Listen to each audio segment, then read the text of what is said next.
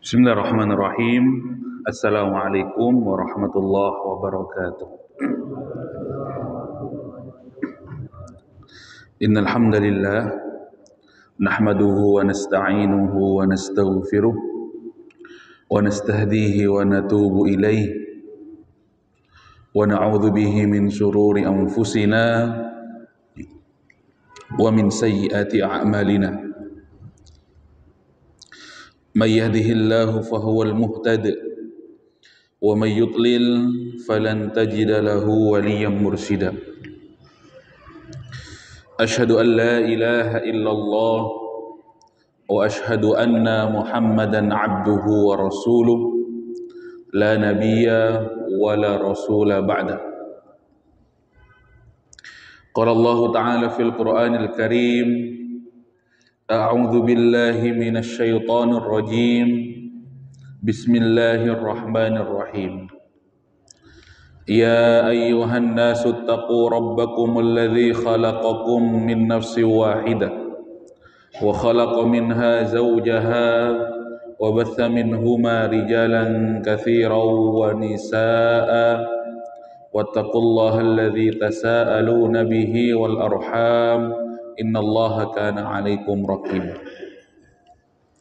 Rabbi shrah li sadri wa yassir li amri wahlul 'uqdatam min lisani yafqahu qawli. Radina billahi rabba wa bil islami dina wa bi Muhammadin sallallahu alaihi wasallama nabiyya wa rasula. Rabbana zidna ilma warzuqna fahma. Alhamdulillah jamaah rahimakumullah. Alhamdulillah kita kembali berkumpul di rumah Allah Subhanahu wa taala dalam rangka melaksanakan salah satu kewajiban kita, salat maghrib secara berjamaah, dan dilanjutkan insyaallah dengan salat isya secara berjamaah. Rasulullah sallallahu alaihi wasallam bersabda dalam hadis sahih, ala adullukum ala syai'in yamhu bihil khataya wa yarfa'ud darajat, kata Rasulullah. Wahai sahabatku, maukah kalian saya tunjukkan amalan yang dengannya amalan tersebut menghapus dosa-dosa kita, wa yarfa'ud darajat, dan meninggikan derajat kita di hadapan Allah Subhanahu wa taala. Kemudian kata para sahabat, bala ya Rasulullah, tentu wahai Rasulullah, kami menginginkan amalan-amalan tersebut. Kemudian kata Rasulullah sallallahu alaihi wasallam, isbaghul wudu indal makarih. Yang pertama, hendaklah kalian menyempurnakan wudu di waktu-waktu yang kalian tidak senang berwudu. Di waktu-waktu dingin, di waktu-waktu malas berwudu, ayo berwudu. Kemudian lanjut ke masjid, kata Rasulullah, waktu-waktu yang tidak senang. Kalau pada zaman dahulu, kenapa dikatakan waktu tidak senang berwudu? Kalau cuaca padang pasir itu kan, kalau panas ya panas, kemudian kalau dingin ya dingin di malam hari. Sampai sahabat diriwayatkan ketika mau berwudu di subuh hari itu, karena kondisinya dingin, airnya itu sudah membeku di kulahnya. Kemudian sahabat itu mengambil batu ataupun palu untuk memukul-mukul es batu tersebut, ya, sehingga mencair. Lah di situ tuh disuruh berwudu, gitu. Kalau di rumah Ji Asari mungkin kalau panas cuacanya, kerannya bisa keluar air dingin, ya. Kalau lagi dingin cuacanya bisa yang hangat, begitu. Jadi enak, ya. Jadi isbaghul wudu indal makarih. Kalau kata teman yang kuliah di Yaman atau di Sudan, khususnya di Sudan yang negara Afrika yang panas, kata teman-teman itu, ya kalau mau tidur siang, kalau musim panas ya selimutnya dibasahin, bajunya dibasahin, semuanya dibasahin, kasurnya pun dibasahin, kemudian baru bisa tidur siang. Nanti bangun-bangun menjelang asar, semuanya pun sudah kering, ya, dari saking panasnya. Itu jamaah yang dirahmati Allah Subhanahu wa taala. Kalau kata guru-guru saya kemarin, orang Indonesia ini bohong, katanya. Mana ada musim panas sama hujan, adanya musim hujan sama musim hangat katanya. Jadi nggak ada musim panas di Indonesia. Kalau cuma 30 derajat, 32 katanya bukan panas, itu hangat kalau kata orang-orang Arab yang dulu Rasulullah ya hidup ya. Jadi hanya hangat saja katanya. Isbagul wudu indal makarih gitu. Kemudian wa kathratul khuta ilal masajid. Ini jamaah yang dirahmati Allah, fadilahnya orang yang memakmurkan masjid itu ini loh. Wa kathratul khuta ilal masajid, kata Rasulullah, memperbanyak langkah-langkah kakinya ke masjid. Kalau dulu langkah kaki, langkah unta, kalau sekarang putaran-putaran roda sepeda motor, roda sepeda, sepeda listrik dan mobil bahkan ya. Wa kathratul khuta ilal masajid ya. Perbanyak langkah-langkah menuju masjid, itu yang akan mengangkat derajat kita di hadapan Allah dan menghapus dosa-dosa kita. Yang dirahmati Allah. Kemudian yang terakhir kata Rasulullah, yang akan mengangkat kalian dan menghapus dosa-dosa kalian, wantidharus shalah ba'das shalah. Ya, menunggu sholat yang satu setelah mengerjakan sholat yang satunya, mengisi dengan kegiatan-kegiatan amal kebaikan yang lainnya. Lah, mudah-mudahan kita berada pada posisi tersebut pada majelis kali ini ya. Pertama, sudah melangkahkan kaki ke masjid, wudhu di waktu-waktu yang tidak nyaman. Kemudian yang ketiga, duduk di majelis menunggu sholat yang lainnya. Wantidharus shalah ba'das shalah. Kalau secara zahirnya mudah-mudahan Allah ya mengamini kita semuanya berada pada tiga-tiganya, jamaah yang dirahmati Allah ya. Berada pada tiga-tiganya, wantidharus shalah ba'das shalah fadzalikumur ribat, kata Allah. Itulah ya ribat ataupun berjaga-jaga di waktu-waktu yang genting, kata Rasulullah Shallallahu Alaihi Wasallam. Salawat dan salam mari kita haturkan kepada junjungan kita Nabiullah Nabi Muhammad Sallallahu Alaihi Wasallam, kepada keluarga beliau, kepada sahabat beliau, kepada para tabi'in, tabi'ut tabi'in, dan orang-orang yang senantiasa mengikuti jejak langkah beliau hingga hari kiamat. Jamaah rahimakumullah, kita kemarin sudah menyelesaikan surah At-Tin ya. Kemudian kita akan lanjut ke surah Al-Alaq. Kebalik sebenarnya.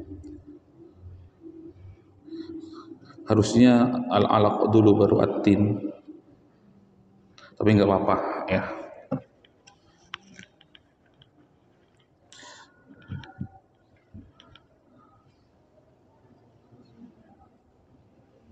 Surah At-Tin, Al-Alaq sekarang ya, kemarin surah ya At-Tin. Masih ingat huruf wawu yang mengawali surah At-Tin itu huruf wawu apa namanya?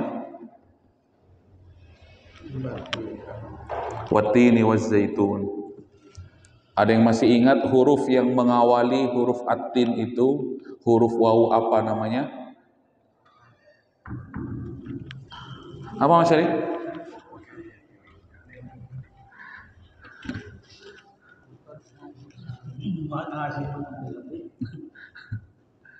Asih Mas Syarif.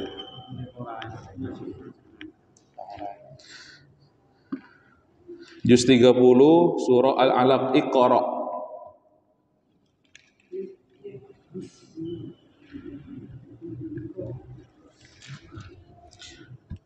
Namanya wawu qasam, wawu sumpah. Kenapa Allah bersumpah dengan At-Tin, Zaitun, dan Turi Sinin? Juga masih ada yang ingat? Apa Zal? Hah? Ya. Kenapa Allah bersumpah dengan At-Tin, Zaitun, dan Bukit Tursina, Turi Sinin? Ada yang masih ingat?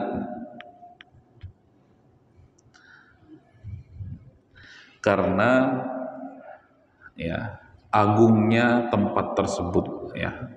At-Tin wa Zaitun. Di mana tumbuh buah tin dan zaitun? Di Baitul Maqdis ya. Palestina ya. Baitul Maqdis ya. Sekarang kita ke surah Al-Alaq. Al-Alaq itu artinya segumpal darah ya. Al-Alaq artinya segumpal darah. Iqra, bacalah. bismi, dengan nama Rabbika Tuhanmu, alladzi yang khalaqa, menciptakan. Makanya nanti membacanya khalaqa bukan halaqa, ya. Surah Al-Alaq, ya. Khalaqa, ya. Kemudian di ayat yang kedua, khalaqal insana, khalaqa artinya menciptakan, al insana manusia, min apa, min zal? Min apa? Masih ingat? Min dari, ya bagus ya. Min alaqa, alaqa itu menciptakan manusia. Allah menciptakan manusia dari alaqa, segumpal darah. Makanya dikatakan surah Al-Alaq. Iqra wa rabbukal akram, ya. Ya bacalah dengan nama Tuhanmu yang maha mulia. Iqra wa rabbukal akram, ya. Jadi iqra wa rabbuka, ka, ya. Ya, wa rabbuka. Jamaah yang dirahmati Allah Subhanahu wa taala. Kafnya diingat-ingat, iqra wa rabbuka. Dan bacalah, dan Tuhanmu lah yang maha mulia. Kemudian yang ayat yang keempat, alladzi, yang allama, mengajari manusia, bil qalam, dengan pena. Jamaah yang dirahmati Allah Subhanahu wa taala, ya. Jadi dalam hadis sahabat yang bernama Ubadah bin Samit, itu ada hadis yang mengatakan awwalu ma khalaqallahu, ya, al-qalam. Thumma qala uktub. Sesungguhnya makhluk yang Allah ciptakan pertama kali adalah al-qalam, yaitu pena. Thumma qala, kemudian Allah berkata kepada, ya, qalam tersebut, uktub, tulislah. Maka qalam atau pena tersebut menjawab, madza aktub, apa yang saya tulis. Kemudian kata Allah Subhanahu wa taala, uktub maqadiru kulli syai'in ila yaumil qiyamah, ya. Tulislah takdir hidupnya, matinya, jodohnya, rizkinya, ila antaku masa'ah, sampai sampai hari kiamat. Jamaah yang dirahmati Allah. Jadi, ya, itulah makanya di sini Allah mengatakan alladzi 'allama bil qalam, ya, dan mengajari manusia dengan pena. Dan ternyata pena tersebut adalah makhluk yang Allah ciptakan pertama kali. Tulislah takdir manusia, ya, sampai, ya, qalam. Dan itu pun pena itu diciptakan 50.000 tahun sebelum Allah menciptakan langit dan bumi. Ayat yang ke-6, ayat ke-5, allamal insana ma lam ya'lam. Allama, Allah mengajarkan, al-insana, manusia, ma, apa-apa, lam, yang belum, ya'lam, mereka ketahui. Jadi apa yang kita ketahui sekarang itu adalah Allah, ya, yang mengajari, ya.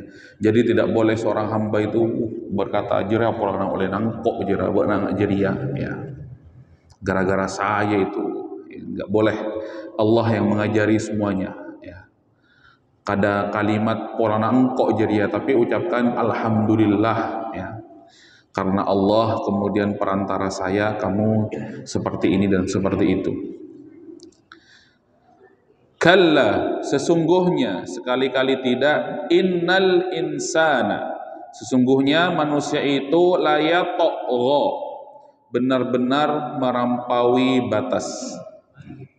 Ar-ra'ahu istaghna, kapan manusia itu melampaui batas? Kalau mereka melihat dirinya serba berkecukupan. Ar-ra'ahu istaghna.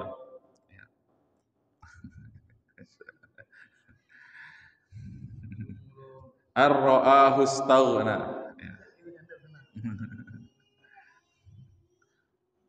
Kemudian ayat yang ke-8, inna, sesungguhnya, ila, kepada rabbika Tuhanmu, ar-ruj'a, kamu kembali, Ya, ar-ruj'ah itu artinya kamu kembali. Makanya ada istilah dalam pernikahan namanya rujuk. Ya, begitu. Rujuk, makanya ada kalimat ruj'ah. Rujuk itu bahasa Arab. Ya. Belum lama ada seorang yang tanya kepada saya, Ustadz, kayak manggil Ustadz ke saya, padahal bukan Ustadz. Ya. Ya, ya. Harusnya nanya ke Al-Imam Al-Busairi. Ya. Suami saya bilang kepada saya, apa? Sak bak nyari lalaki lain katanya. Ya. Jadi seorang perempuan yang bertanya kepada saya. Ya.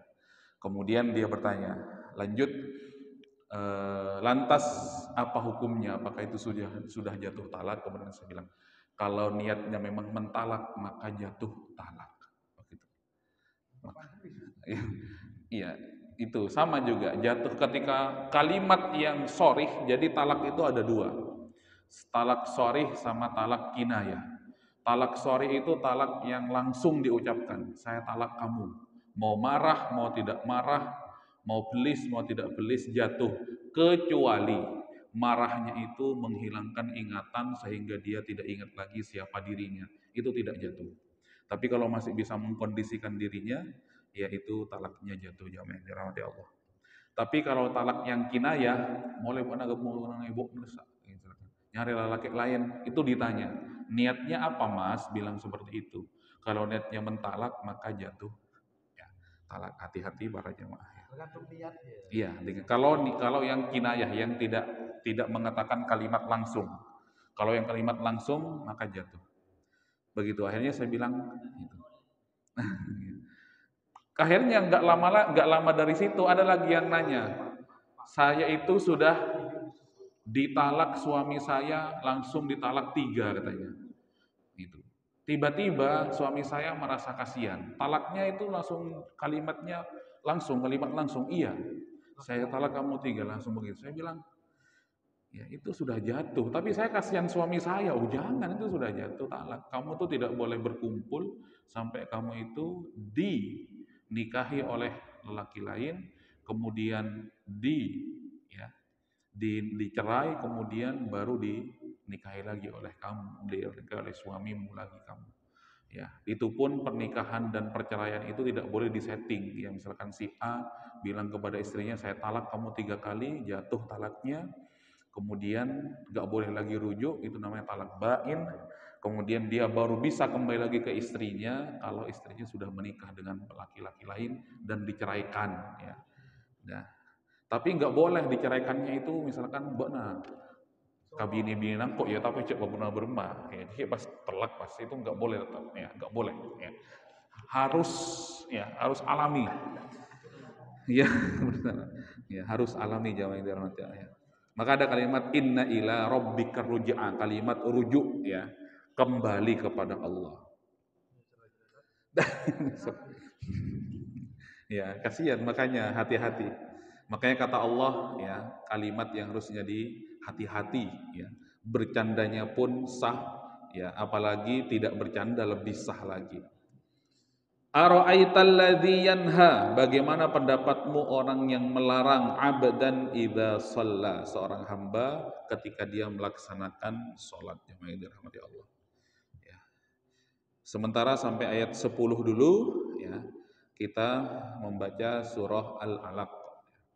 Kemudian saya bacakan, kemudian nanti para jamaah mengikuti, setelah itu membaca satu persatu. Ya. Oh sudah nggak ada, sudah nggak ada jam. A'udzu billahi minasy syaithanir rajim. Mari.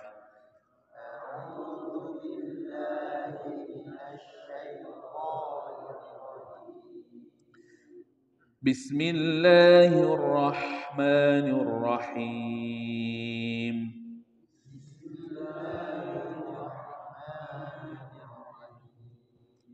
Ya.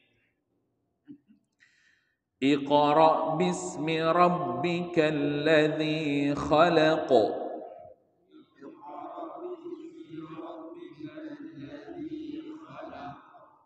Khalaqal insana min 'alaq.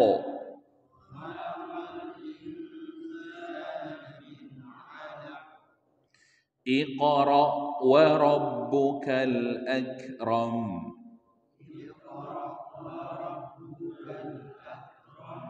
Alladzi 'allama bil qalam.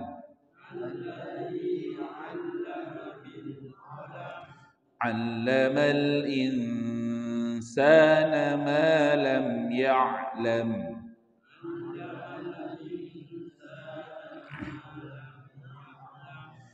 Kalla innal insana layatgha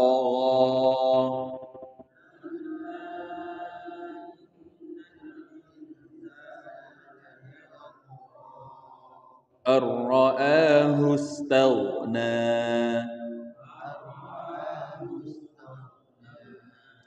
Inna ila rabbika ruj'a.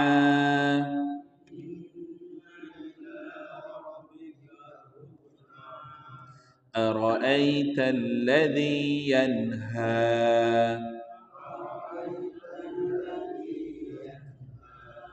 Abdan idza shalla. Ya, kita bagi 5 ayat